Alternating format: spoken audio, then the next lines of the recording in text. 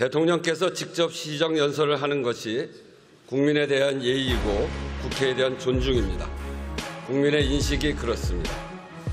불가피한 사유 없이 대통령 시정연설을 마다하는 것은 온당치 않습니다. 국민들께서도 크게 실망하셨을 것입니다. 민생 위기가 국민의 삶을 심각하게 위협하고 있습니다. 국민께 설명해야 합니다. 이 난국을 어떻게 타개해 국민이 편안해질 수 있는지 소상히 밝혀야 합니다.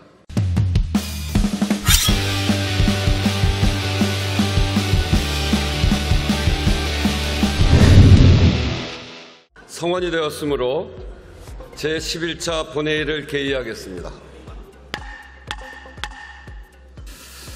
의사일정에 들어가기에 앞서 한 말씀 드리겠습니다. 시정연설은 정부가 새 예산안을 국회에 제출하면서 예산 편성 기조와 주요 정책 방향을 국민께 직접 보고하고 국회의 협조를 구하는 국정의 중요한 과정입니다. 대통령께서 직접 시정연설을 하는 것이 국민에 대한 예의이고 국회에 대한 존중입니다. 국민의 인식이 그렇습니다.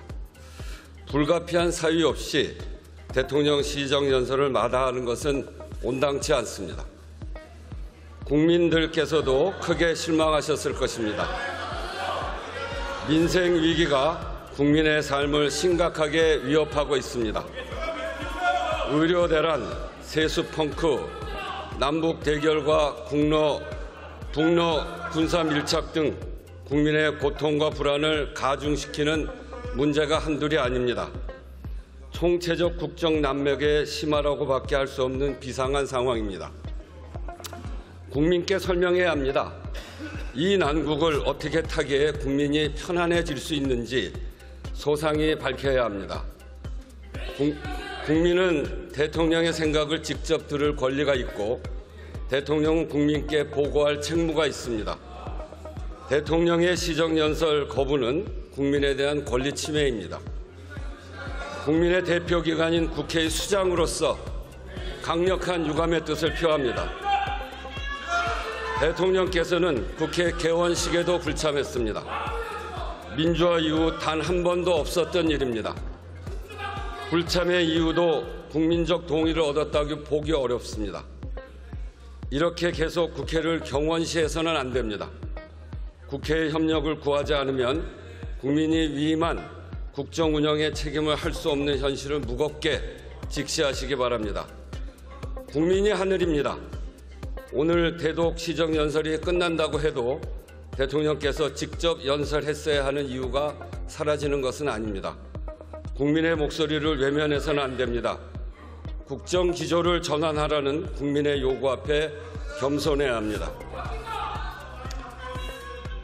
이것은 잠깐 계시죠. 잠깐 계시죠. 잠깐 계시죠. 제가 오늘 말씀드린 것은 잠깐 계시죠. 제가 오늘 말씀드린 것은 어느 당을 대표해서가 아니라 국회라고 하는 국민의 대표기관과 입법부와 행정부의 관계를 이야기한 것이고 대통령 행정부의 대표가 입법부를 존중하고 늘 입법부와 상의를 하면서 국정을 운영해야 제대로 운영할 수 있는 것입니다. 그래서 오늘은 제가 국회의장으로서 국민의 대표기관인 국회의 대표, 입법부의 수장으로서 그 행정부의 수반에게 서로의 협력을 잘 해나가기 위한 촉구를 할 필요가 있겠다 생각해서 말씀드렸습니다. 이상입니다.